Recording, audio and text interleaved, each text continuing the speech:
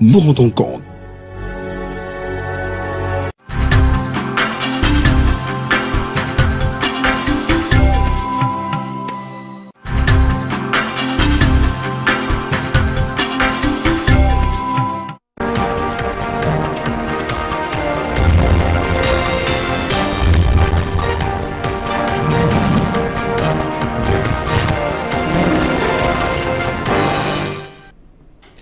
Madame, monsieur, bonsoir. Bienvenue au journal. C'est une édition bilingue sur Equinox Télévision.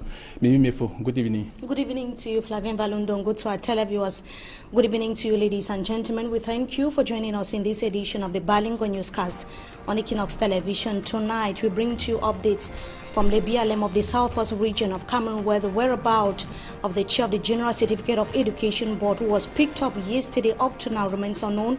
We have information from that part of Cameroon that the residence of Paul Tazong, who is the Minister Delegate at the Ministry of Economy, Planning and Regional Development, was set ablaze this Sunday. Also, in this newscast, we bring to you the results of the 8th playing day of the Ligue 1 Championship, which took place in stadia across the country.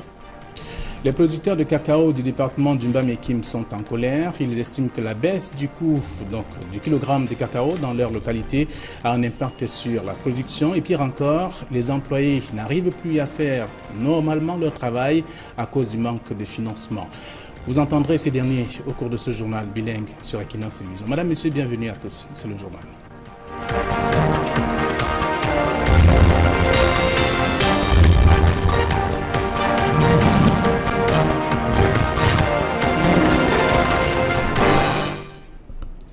Une fois de plus, bonsoir et merci d'être sur Equinox Télévision. C'est le journal, une édition bilingue. Les étudiants de l'université de Tchang, originaires de Funtem, dans le sud-ouest, n'ont pas pu organiser la marche.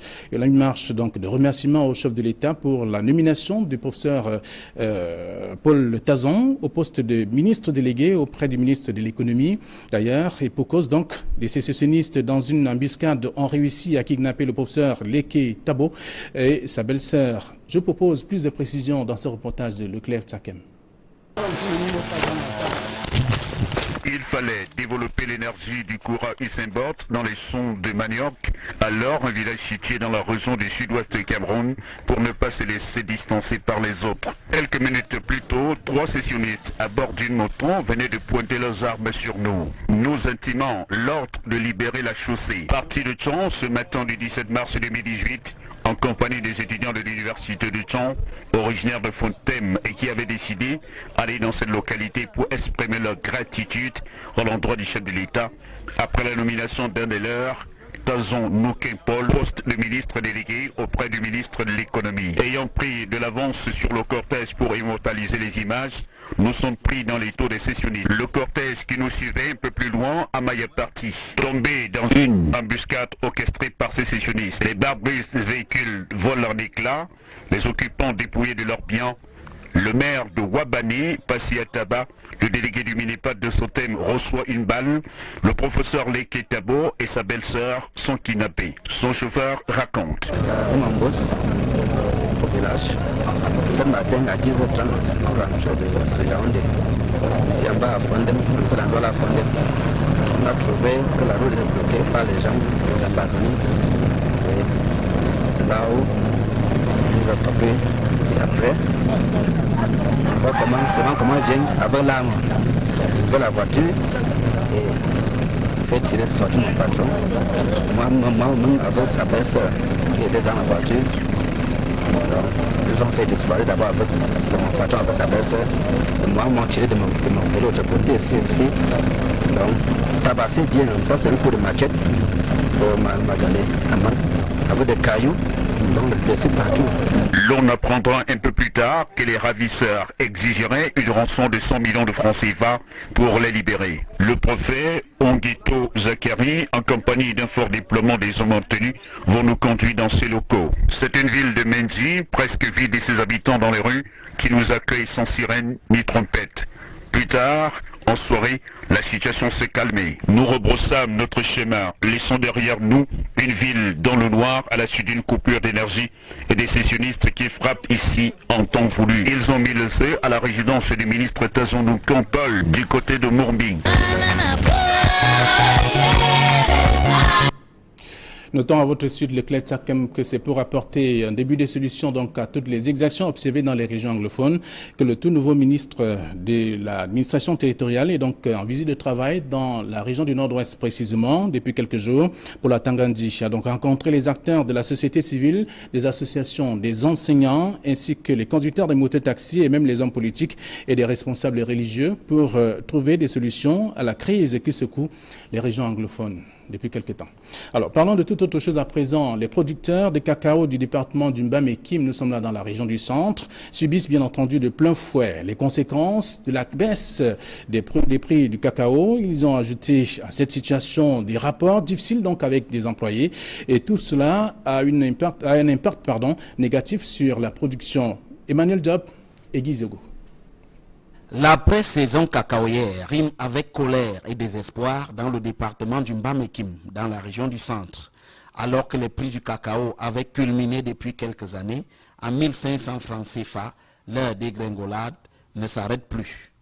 Dès lors, c'est la désolation en Tui, Mbangasina, particulièrement dans le village Talba, réputé comme un grand bassin de production. Les enfants, ils ne veulent pas entendre dans leurs oreilles que le prix a chuté. Le sac, c'est à 5 000. Au moins, c'est 7 000 francs, vrai.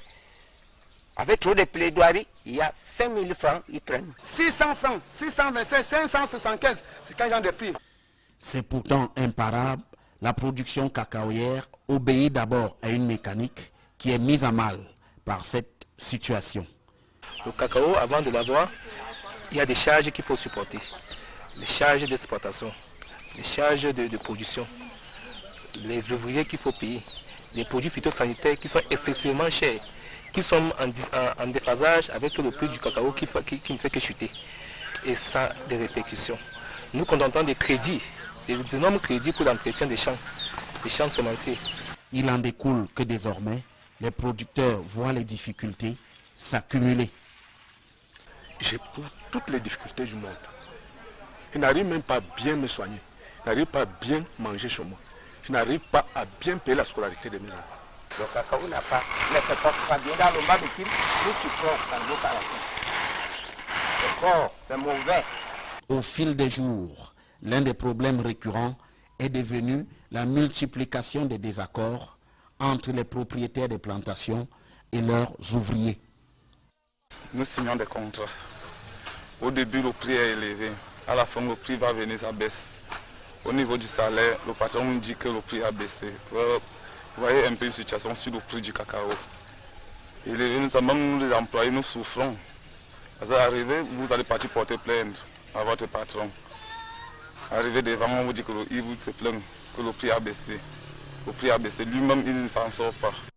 À la longue, cette chute du prix du cacao déteint sur l'activité économique fortement dépendante de ce secteur. Avant, je mettais le 5 matin ici. Je parais 2 fois. Bon, maintenant, depuis le matin, je vais préparer un plat de nourriture 500. Je suis incapable de préparer 10 plats. Donc ça veut dire que ça ne va pas vraiment. Mais la réponse pour l'heure obéit d'abord au réflexe qui consiste pour les producteurs à rechercher le gain quitte à changer d'activité. Ainsi, la production du couscous de manioc est davantage courue, les populations étant assurées de gains immédiats et substantiels. Ceux qui croient encore au cacao appellent le gouvernement à intervenir dans cette filière. Que l'État revoie ses affaires dans les normes.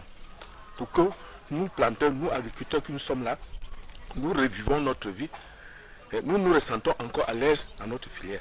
Pourquoi est-ce que le gouvernement doit se désengager pour ce genre de choses? On dit qu'on a libéralisé le commerce. Il me dit que en quelque sorte le gouvernement est en train de fuir vraiment ses responsabilités.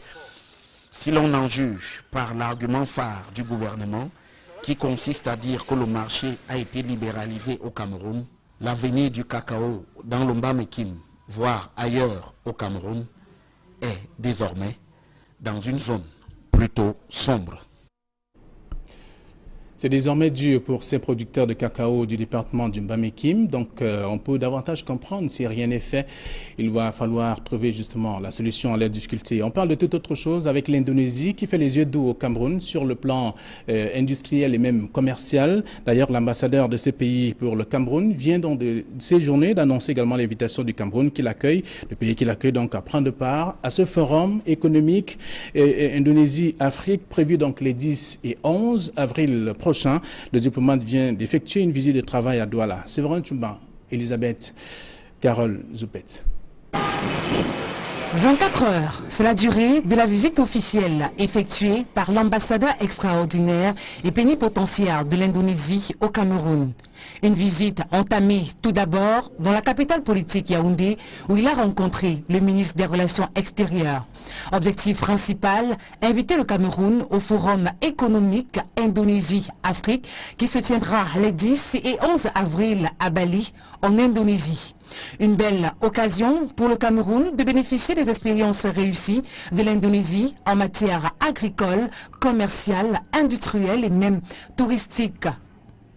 Juste après cette rencontre, direction Douala, précisément à la chambre de commerce à Bonanjo, où il a été reçu par le secrétaire général. En fait, nous recevons son excellence chez l'ambassadeur de l'Indonésie, qui est basé à Abuja, au Nigeria. Nous le recevons ici, il vient premièrement pour inviter l'ensemble des opérateurs économiques camerounais à participer à un forum Indonésie-Afrique. À cet effet, il a présenté aux autorités le proposé consul honoraire de l'Indonésie à Douala en la personne du docteur Raoul Ruben Dionou. Ce dernier précise d'ailleurs que le Cameroun gagnerait à suivre les pas de l'Indonésie pour un développement rapide. Et je pense que le Cameroun a beaucoup à apprendre de l'Indonésie. Dans cette relation partenaire gagnant-gagnant. Je pense quand même que nous avons beaucoup à apprendre de l'Indonésie. C'est un pays hyper prospère qui est parti de rien et qui est aujourd'hui parmi les top 20 pays les plus industrialisés du monde. Notons que les deux pays entretiennent des relations diplomatiques depuis juin 1992 et la balance commerciale entre le Cameroun et l'Indonésie reste déficitaire au détriment du Cameroun. Le Fonds mondial pour la nature se mobilise pour la protection de l'environnement. D'ailleurs, une marche vient de se dérouler sur les artères de la capitale politique, c'est à Yaoundé, en guise de combat, non seulement pour le Cameroun, mais pour le monde entier. Élisée Boba et Guy Zogo pour plus de précisions.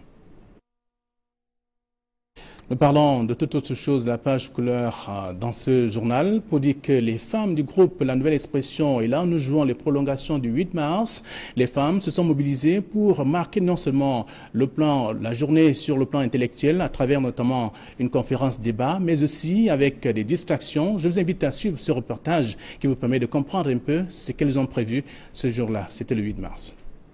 Cette année encore, les femmes du groupe La Nouvelle Expression et Equinox ont choisi de célébrer à leur manière la 33e édition de la Journée internationale de la femme. Tout a commencé avec la participation à un tournoi amical de football disputé avec les autres femmes de médias issues de la capitale économique Douala le 3 mars 2018 au stade Sopo-Priso. Conscientes de la place de choix qu'elle occupe en entreprise, les dames du groupe se sont retrouvées autour des experts de questions de droit pour évoquer de la problématique de leurs droits et devoirs en entreprise, parfois source de conflits entre employeurs et employés. Toutes les femmes enceintes ayant déjà des enfants ou comme moi n'en ayant pas encore, doivent maîtriser l'article 84 de notre Code du travail. Parce que c'est ça, il régit, lui et les articles qui suivent, ils régissent tout ce qui concerne le volet de la femme enceinte. C'est l'employé qui vient avec son premier bulletin pour présenter à la DRH ou à la DAF, selon les cas. Et c'est sous ce bulletin-là que la DAF peut constater que mon employé est enceinte. On ne constate pas la grossesse de l'employé parce qu'elle crache. Dans notre contexte, il n'y a pas de discrimination entre l'homme et la femme qui travaillent. Les deux disposent des mêmes droits. Sauf que dans certains cas, il y a des droits qui sont reconnus à la femme et qui ne sont pas reconnus aux hommes. Notamment vos congés maternité. Quand vous accouchez, vous avez le droit à un congé maternité. Ce n'est pas une faveur que l'employeur vous fait. Pour toi de le faire. Tout comme des moments d'émulation et de partage qui ont permis au personnel féminin du groupe La Nouvelle Expression et Equinox de puiser à bonne source afin de savoir comment se comporter en milieu professionnel. On retient que toute femme salariée devrait connaître le code du travail. On gagnera à lire les articles, on gagnera à être sensibilisé tout sur nos devoirs, également sur nos droits quand on est salarié. Donc c'est une initiative à saluer. Nous avons le devoir de donner le potentiel, le maximum de nous, et l'employeur a le droit de nous donner, de nous écouter en contrepartie. I've come to know that being a woman and being pregnant and working in a company, it does not make you a handicapped in that particular company that you are working with. And that being a woman, you don't need a timing or rules and regulations to guide your matrimonial duties or your family and how to build your family. Soucieuse de l'épanouissement des femmes au sein de l'entreprise, Florence Makoudjou, directrice administrative et financière, se réjouit de ce partage d'expérience et appelle toutes ses collaboratrices à mettre en application ces enseignements reçus. Je crois qu'au sorti d'ici, mes collaboratrices, je parle du genre, elles ont retenu de très bonnes choses, en l'occurrence leurs devoirs et leurs obligations vis-à-vis de l'employé, de l'entreprise. Et je souhaite au nom de l'entreprise que ce genre d'opportunités puissent se multiplier de temps en temps pour qu'on puisse acquérir des connaissances. Cette volonté de la direction générale du groupe Equinox et Nouvelle Expression de rassembler la gente féminine pour débattre des préoccupations de l'heure est une initiative louable. Et je profite de cette opportunité pour féliciter les responsables de cette maison qui ont compris que la journée du 8 mars, ce n'est pas une fête du folklore pour la femme.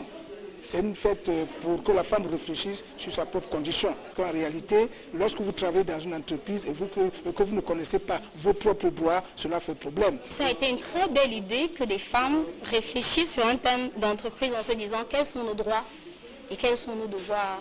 Je crois qu'à la fin, nous avons toutes été édifiées de ce que chacune devrait faire pour être mieux dans son travail et pour que son patron soit davantage à l'aise d'avoir recruté une personne comme elle.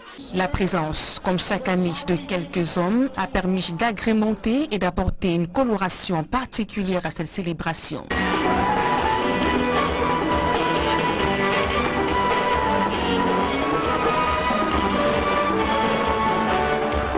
Passé le temps des réflexions, les dames se sont retrouvées pour partager en toute convivialité un buffet gracieusement offert par la direction générale. Des moments de fou rire, de joie et de détente ont ponctué ces instants.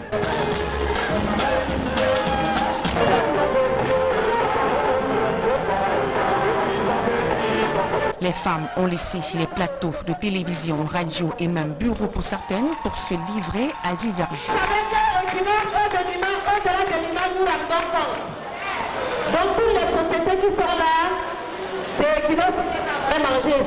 Tels que le concours de danse ou encore les défilés de mode.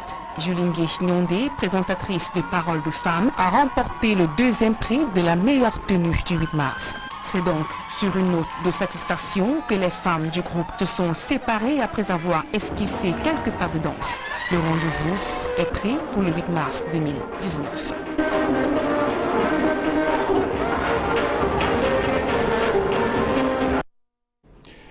Vous comprenez bien à travers ces reportages que les femmes du groupe La Nouvelle Expression ne savent pas que parler au micro, encore moins écrire. Elles savent également jouer au football et danser aussi. C'est aussi ça la journée de la femme. Elles ont également réfléchi sur leurs problèmes. Vous avez suivi tout cela dans le reportage. Nous parlons sport à présent, football, avec la 8e journée de l'Elite One de football justement. 9 matchs étaient au rendez-vous ce dimanche. Je vous donne d'ailleurs les résultats. Coton 2, New Star 0, Bamboutos de Bouddha 3, Dragon de Yaoundé 0, Unisport et Union de Douala ont d'ailleurs fait jeu égal, 0 but partout. UMS et Futur ont fait 0 but partout également. Astre 1 et Fauveau 2. Yafoot et Aigle ont fait 0 but partout. APGS 2, Stade Rena 1, Colombe Dudja 0, Yonsport Academy 1, Eding 3 et Fortuna 0. Voilà pour ce qui est donc les scores de cette 8e journée avec les 9 rencontres jouées dans ce dimanche. La seconde partie du journal en langue anglaise est avec vous. Mimifo, une fois de plus, bonsoir. Merci à vous, Flavien Valondongo. To our televiewers, thank you as well for joining us in this second segment of the news. We begin right away in the southwest region of Cameroon, where calm is still to return to Lebialem, in that part of the country where the chair of the General Certificate of Education Board was picked up. That was yesterday. The locality of Alu, as well as other neighboring localities in that part of the southwest region of Cameroon, are now militarized since yesterday night. And this Sunday, it should be noted that it was a very difficult Saturday morning for students of the University of Chang who traveled all the way from the west region of Cameroon to Lebialem to take part in a ceremony of gratitude following the appointment of Paul Tazon as the minister delegate at the Ministry of the Economy, Planning and Regional Development. In the following report, we present to you the situation, which was equally a very tough one for reporters. This is what it took for the survivors of the gun battle in Alu subdivision when the chair of the General Certificate of Education Board was being picked up. Reporters and some civilians had to escape the gunshot through the bushes. This Saturday morning, dozens of students had left the University of Chang in the West region to take part in the ceremony of gratitude following the nomination of Paul Tazon as Minister Delegate at the Ministry of Economy, Planning and Regional Development. The convoy, in which was Professor Ivor Leketambo, was attacked here by unknown individuals and the vehicles destroyed. The delegate of livestock was shot, the mayor of Wabani attacked, and the GC Botche kidnapped alongside some of his in-laws. This driver says that the pro-independence fighters in Anglophone Cameroon were behind the attack.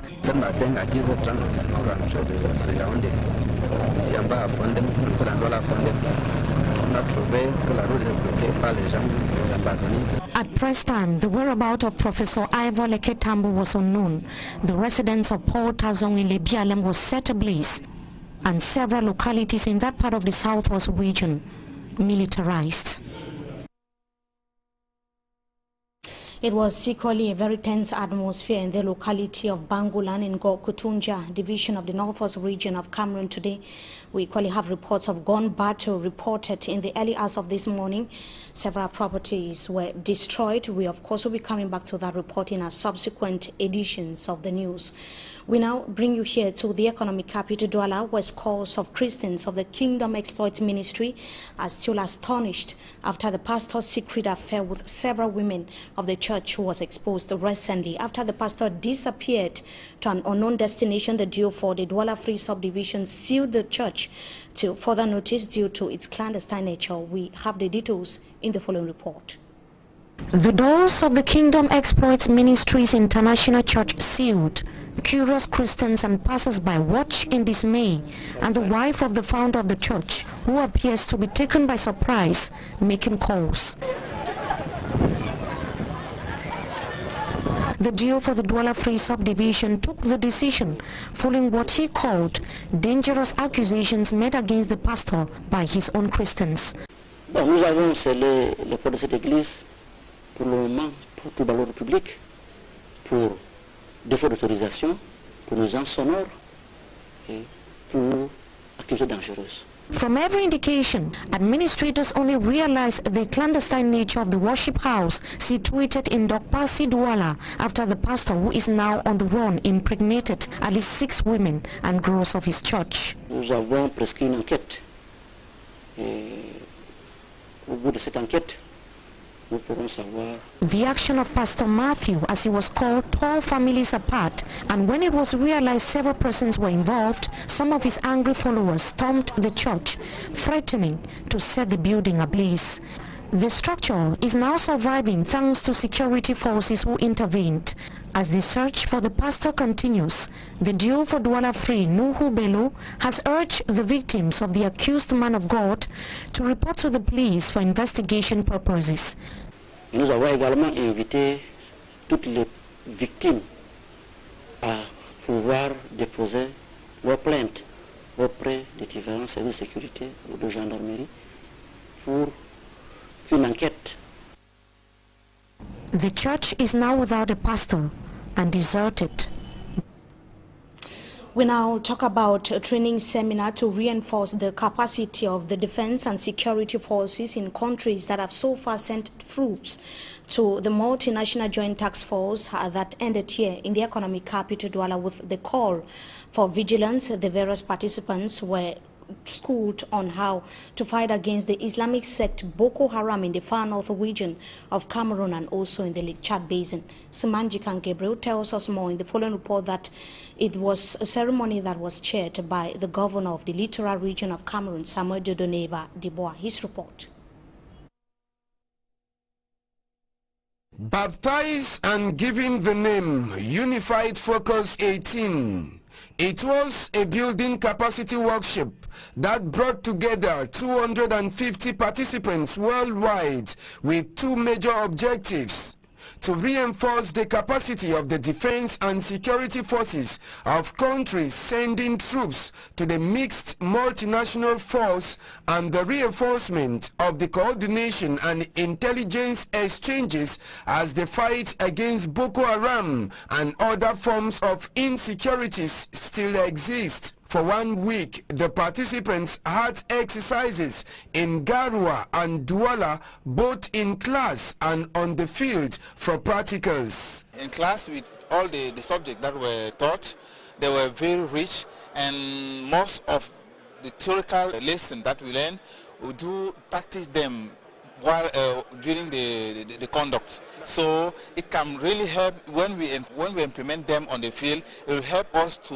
really fight against Boko Haram. Lectures linked to how the military are to fight against improvised explosives and medical surgeries were demonstrated, but the important aspect was the exchange of ideas. Course like this one is not really to learn new things, but what is the most important thing is the exchanges that we have with other people coming abroad. For example, what they do against terrorism abroad, we change with them, and we try to change about what we do in Cameroon. We saw what the lack of certain things on the field. For example, with vigilant committees, how to manage people. The gathering that witnessed the participation of many foreign nations had a facilitator from the United States of America who said the idea was laudable. What a fantastic opportunity for us to come together, for us to share best practices and experiences, to better understand what are the best military techniques and tactics that we can utilize to help counter violent extremist organizations, to come together to strengthen our partnerships and to better focus for a brighter future for all of us here. Bring that together all in one location, share those experiences, transmit new knowledge to all the different participants so that we can then take that back to our own countries, to our own forces, and improve upon the capacity of our forces to conduct operations in the region. It was, however, an opportunity for broken relationships in the military sector to be mended. Just a true opportunity for us to build new relationships, to build on actually past relationships and to further strengthen that. All about building capacity for our partners in the Lake Chad Basin region. The Unified Focus 18 was organized thanks to the fruitful military cooperations between the United States of America and the Republic of Cameroon in collaboration with the countries of the Commission of the Lake Chad Basin and Benin. And tomorrow, the 19th of March 2018, is going to be a busy day at the Yaoundé Conference Center. It would be the second time that members of the Constitutional Council would be sitting. The highlight of the day is the verdict of the Council on the case of the Social Democratic Front Party against the file of the ruling CPDM political party with regards to upcoming senatorial election in Cameroon. During the hearing that took place a few days ago, it should be noted that the Constitutional Council rejected 4 petitions filed by individuals as well as some members of some political parties only. The file of the Social Democratic Front was postponed to the 19th of March 2018. The Constitutional Council is going to decide whether or not to rule in favor or against the petition filed by the Social Democratic Front. It should be noted that the elections governing body in Cameroon has announced the dispatchment of voting kits such as ballot boxes, papers, and the indelible ink to all the regions of Cameroon ahead of March 25th. That's going to be next Sunday. Exactly 1 week from now, the second senatorial election of Cameroon is going to take place. A team of election observers from the Francophonie are already in Cameroon, according to election officials, to monitor the senatorial election process before, during, and after. We now talk sports football. Results of the 8th playing day of the League One Championship that took place in stadia across the country this weekend. We begin right away with the encounter that was pitting Coton Sports of Garoua and New Stars of Douala. It ended in favor of Coton, 2-0 at the Centenary Stadium in Limbe Southwest region of Cameroon. Baboutouz had an urge over Dragon, 3-0. In Bafang of the West region, we had a 0-0 tie between Unisports of Onkam and Union Sportif of Douala. At the Municipal Stadium in Lum of the Mongo Division of Cameroon, UMS of Lum equally had a 0-0 tie with Future Football Club. In Moliko, in Boya Astra, lost to Fovu of Baham 1-2. And we have the match between Apages and Fou Stade Rena, which ended in a 2-1 draw in favor of Apages and Fou. Yafoot had a 0-0 tie with Aigle of Menoir, Colombe 0-1 Young Sports Academy. We equally have the encounter between Eding Football Club that ended in favor of Eding against AS Fortuna 0. And those are the fixtures as well as the results of the 8th playing day of the League One Championship that took place in stadia across the country this weekend. They're bringing us to the end of this edition of the Bilingual Newscast on Equinox Television. Viewers, we thank you for joining us. Wishing you a blessed stay in the company of our programs. Until we meet again, goodbye. Flavien Balondongo, bonsoir. Bonsoir à vous. Vous retrouvez les téléspectateurs demain dès 7h. Bonsoir à tous, madame, monsieur.